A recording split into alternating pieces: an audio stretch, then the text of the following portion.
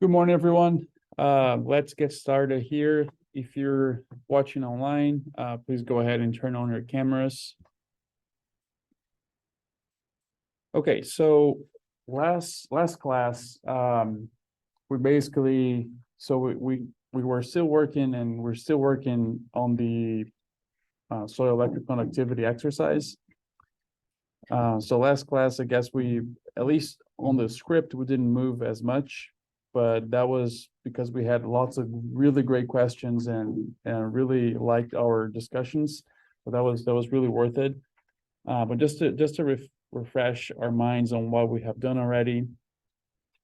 So this is again it's a soil electrical parent electrical conductivity data set that we have for this field that we've been working with. It was collected with a Varius, so it provides us two different depths of soil electric conductivity. So basically what we were doing in this exercise here was to import that data as a CSV, and then create our grid as we were doing before, and interpolate both the shallow and the deep soil electric conductivity layers. If you don't have the objects, so I guess we stopped right here where we plotted both of the interpolated maps together. If you want to go ahead and hit the run all above on this chunk here, it's going to make sure that you have all the proper objects on your environment. So for me, already went through was pretty quickly, and I just want to go ahead and then run this one here. So just this chunk that was the plot that we created, just so we could see the both of the soil EC maps side by side. Okay, so I mean, I guess we've been talking a lot about like using vector, using raster, the differences. And I just want to make a note here that right now these maps are using the layers that are coming right off of the predict function on the interpolation that we did. So these are the objects we're using right now. So coming out of the predict, and if you just I just want to print this so you can see again. This is a stars object, so it is in raster format. And if you recall, for all of the other layers that we were like processing and exporting to file, we were exporting them as vector. And the reason for that is because stars, so being a raster format, it doesn't give us that, it's a little bit more difficult to see the data itself because it's just the way that it shows is not very nice for us to visualize it. So we basically, with what we've been doing is transforming these raster stars objects into vectors, into SF objects. And then it's a lot easier to see where each variable ends up becoming a different column in that data frame when we have a vector file. So that's what we're going to do next here. So what I'm calling this grid extraction. I guess we could, we could refer to that in different ways, but that's what I'm calling it. And really what that is just doing that conversion from a stars or raster object to a vector or SF object. So let's go ahead first and do that for the ECA30. I want to call this object ECA30_V for meaning that is a vector file or a vector object. We give the assignment symbol. We're going to start off with that interpolated ECA30 raster object that is called ECA30_IDW_PRAD, right? So this is what we use above to make those plots. We add a pipe here, and to transform this from raster to vector, we're going to use this function st_s_SF.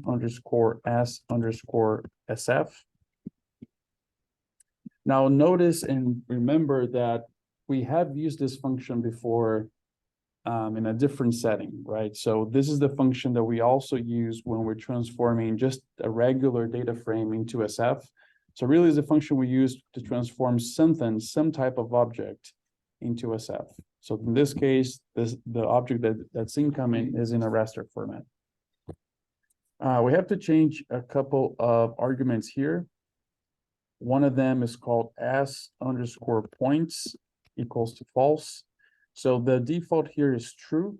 If we leave it to true, it does not give us the polygons for the cells. It actually gives us a point, which we don't want. So we say as_points equals false. And then there's a second argument we want to change that is called merge. So I want to say merge equals false as well. The default is true. So if we leave it true, it basically gives us one shape for all of the polygons instead of creating just one polygon for each pixel. So if we just do this, and I just print below here ECA 30_V, just so we can look at it. So now we do have the geometry column as we always have for SF objects. We do have the two columns coming from the interpolated object, which are var1pred and var1var. We already talked a little bit about the difference between here, but really what you should remember is that var1pred column is the one that has interpolated values for what we have in that layer. So if that layer in this case is ECA shallow, that's what var1pred is. So I just want to do a select here. So we just select the var1pred column and just rename that on the fly as well. So as always, select, we want to specify that's coming from the dplyr package. So dplyr : and then select. So the name I want to give var1pred is ECA 30_DSM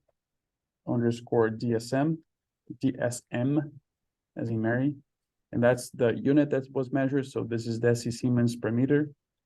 And we just have to say equals to the current name. So var1.pred. Right. So just again, refreshing your head here, we use select when we're trying to select a column, right?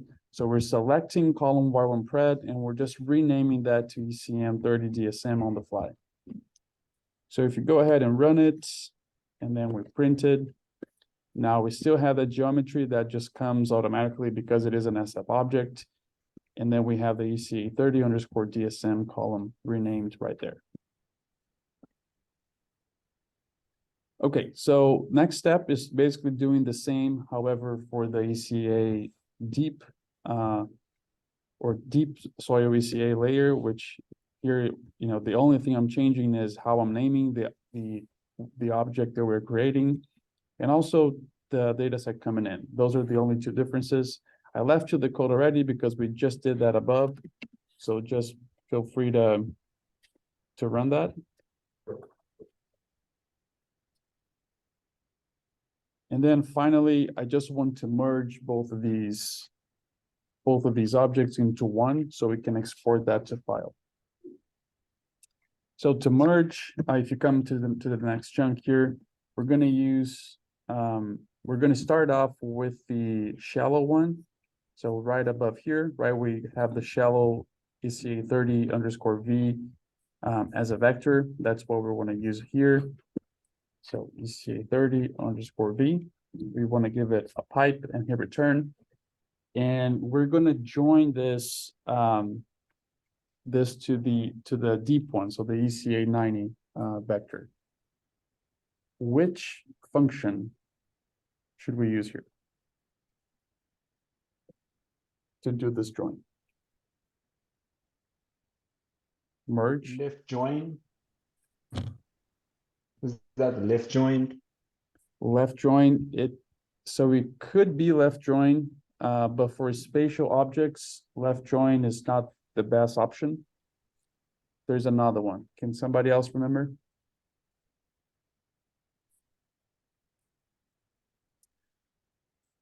So the function that we need here, so these are SF objects, right? Sorry. SF join?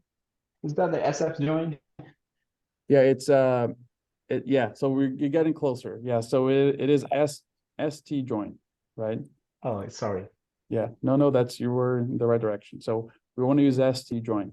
So something interesting is, so last year, when I was teaching this course, I showed students to use left join here. And it worked. I mean, no, you didn't give any errors. You went through nicely. But then when we plotted it, which is always important to do to check your results, we noticed that it wasn't looking right. It was basically like the left side of the map was empty and then everything else on the right was there. So I guess I'm saying that quickly here, just to remind you that left join is very useful when we have data frames. In this case, it is an SF object that has a data frame, but also has that spatial component to it. And left join really has no regard for the spatial component of it. So the ST join is basically a left join, but applied to vector objects, SF objects, and really takes into account the geospatial aspect of both data sets and make sure that they line up when they're doing the join. So let's go ahead and do ST join here. The next argument that we want to give it is which data set we're joining with. So that's the ECA 90_V. Let's change a couple of arguments here. So the first one is called join. If you were to say help ST join and look into the documentation, there are many types of joins that we can specify here. The default one, I think, is called ST_intersection. We want to change that to a different function that's called ST_equals.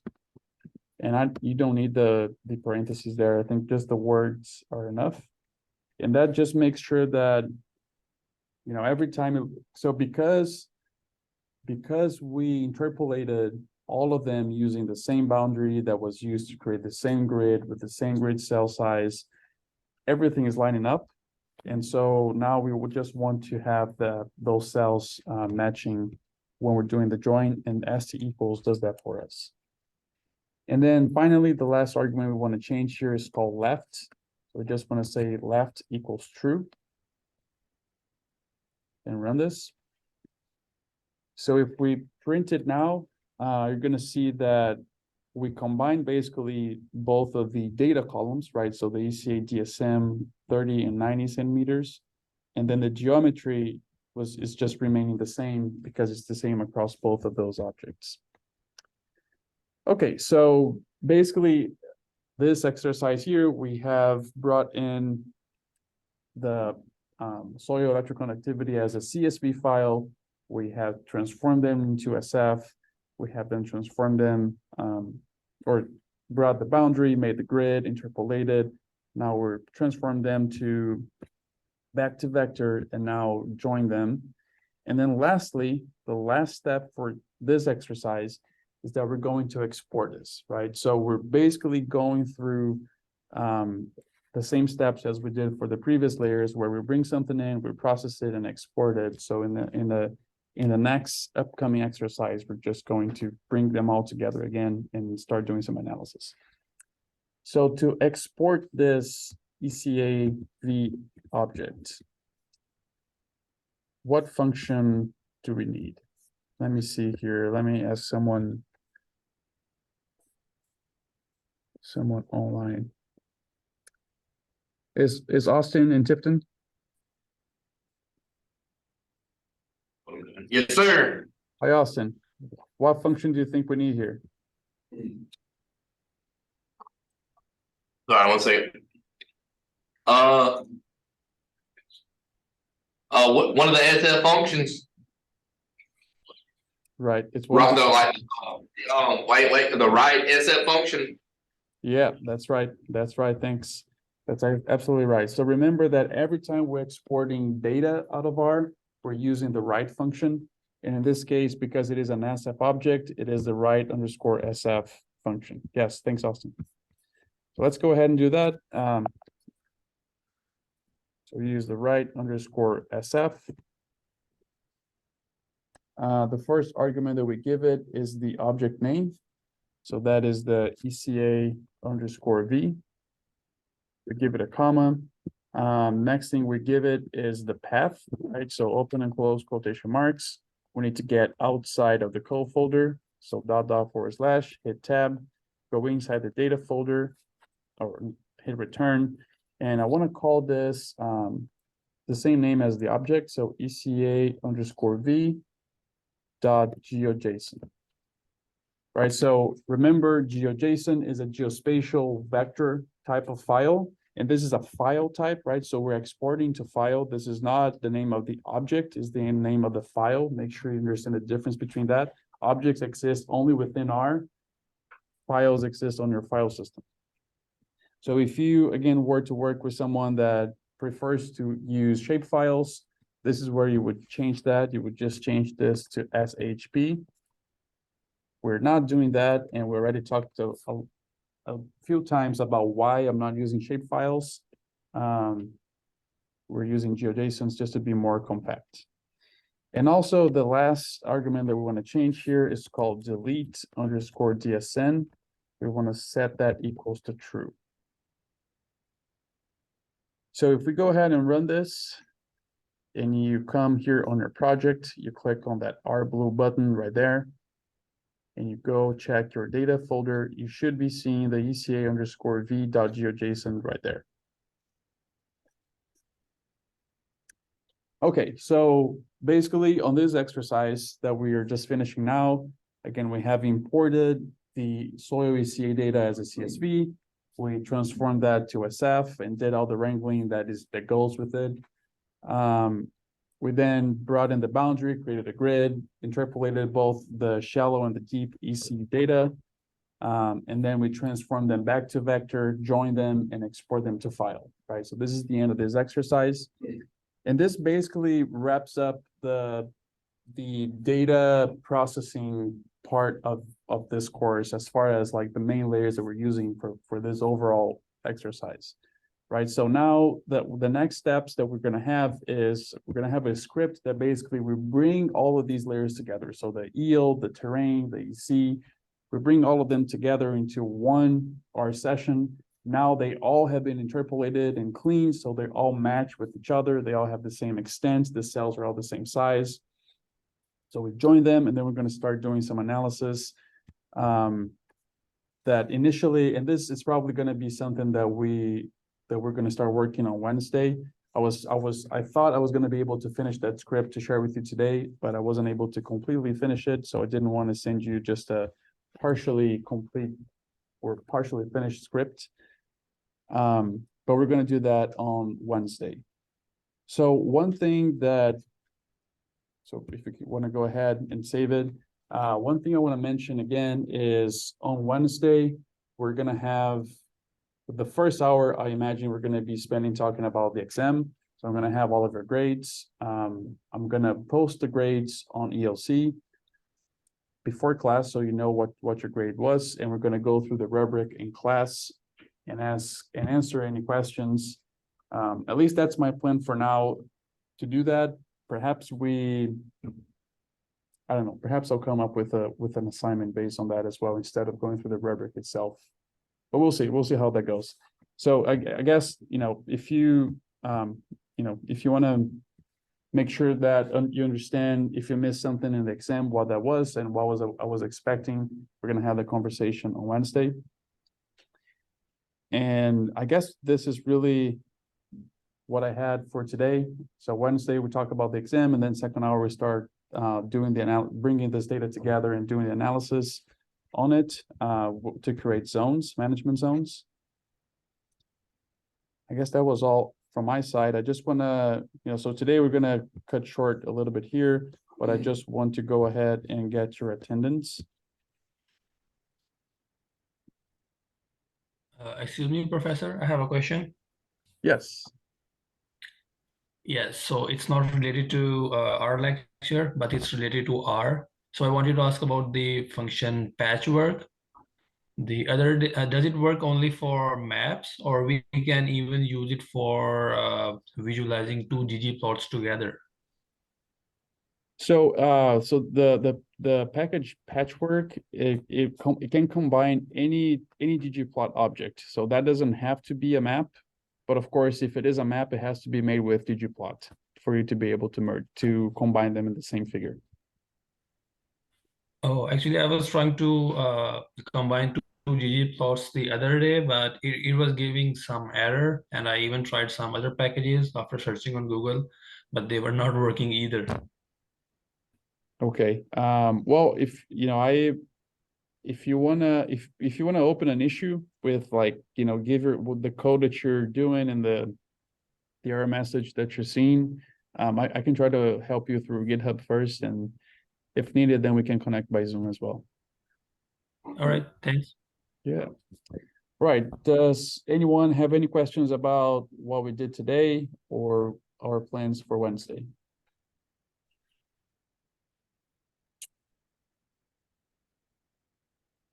All right, I don't hear anything, so I guess we can wrap up for today, and I'll see you all on Wednesday.